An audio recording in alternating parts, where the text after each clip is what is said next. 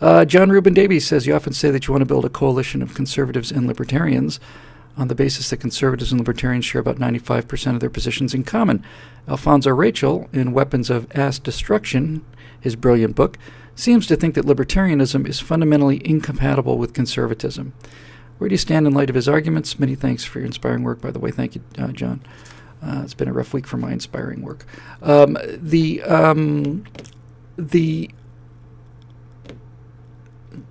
is obviously, I think, fundamental divergence between conservatives and libertarians on many points. But the reason I don't think that this is much of an argument is because I think the points where we diverge are points that should not be a function of the government or of politics. The interests of Gator fans and Seminole fans diverge sharply. But that's not really much of an issue in terms of the laws of the state of Florida. The fundamental similarities of let me put this a different way. The fundamental political goals of conservatism and libertarianism are fundamentally in line. Both sides want a smaller government. That's really it. And everything else is gravy. Everything else is trivial. Both conservatives and libertarians want a much smaller government. Both of us want to be more or less left alone, at least left alone by the government. Most of us think that the government is evil, incompetent, inefficient, stupid, bumbling, and dull. That they can't put a website together. It took them longer to fight World War II than it did to get this website together, and it's a complete catastrophe. Something simple like this. And people say, oh, that's just a technical glitch with the website. It's not a technical glitch. It's the entire theory, folks. It's the entire theory.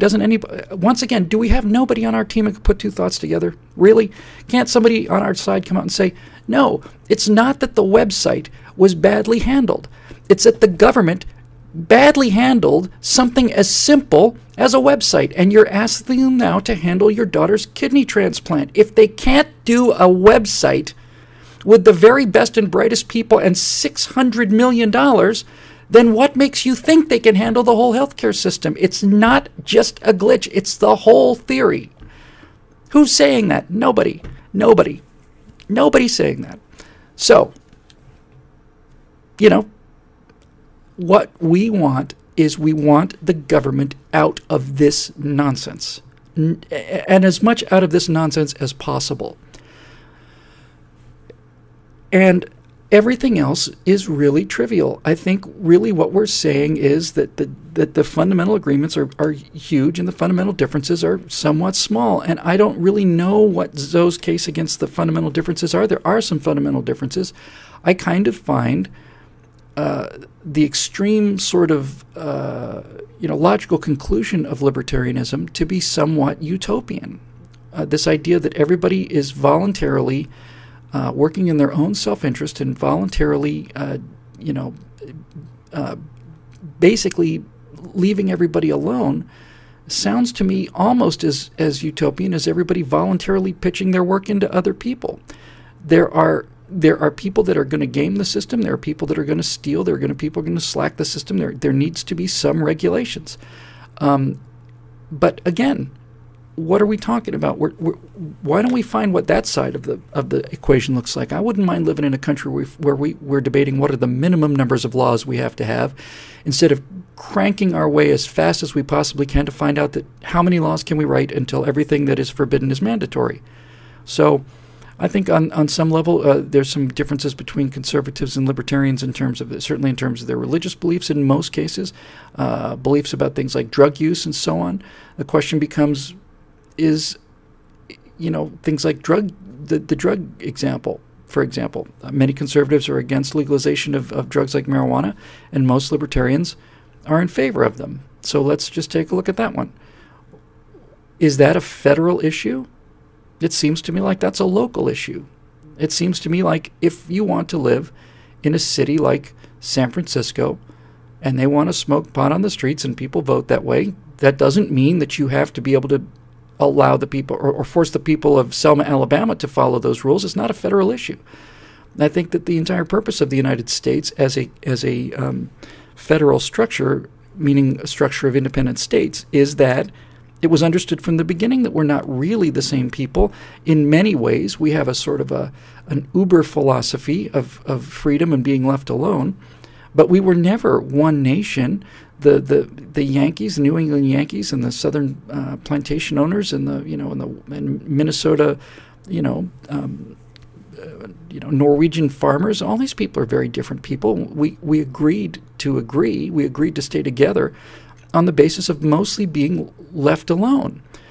And so I don't think that a libertarian type world forces conservatives to act as libertines. And likewise, I don't think the conservative platform forces libertarians into moral decisions. I think what we're really trying to do here is say, what is it that we can agree is the minimum that the government can do? And then let's go do that. And if there's anything more important than that in politics, I sure as hell don't know what it is. That's what we're trying to do. Get the federal government especially out of our lives, get the state government as much out of our lives as I can, move everything that can be moved down to the local level, move it down to the local level. And therefore, if you don't like it, you can move. Now, I know many people don't like the sound of that, but it's true. If you don't like it, you can move. You don't have to move to Honduras. You can move from Los Angeles from LA County to Orange County, right? I mean, seriously. The difference, the political difference between LA County and Orange County is fundamental. It's night and day. If you don't like all the lunatics in Santa Monica, move to Laguna Beach. You can actually do this. So anyway, I don't see that. Actually, one of the things we'd like to do down the stream, we get the resources eventually, I hope. I really do want to do this Man Cave show where we just sit around and have a drink and bring an audience in, but set up a room that looked like a living room or a den or something, and just have, me and Jeremy and Andrew Clavin and Zoe and stuff just knocking around these things for an hour and really get down to brass tacks about it. And find out the difference, and bring in guys like Yaron Brook, and bring in guys who are real libertarian champions, and have their say in there, and then thrash it out. And I bet you anything that we could come to an agreement on almost all of the stuff, and on the stuff that we couldn't agree on, we could probably agree that the stuff we don't agree on probably shouldn't be in the government's hands in the first place. And I think that's the answer to that.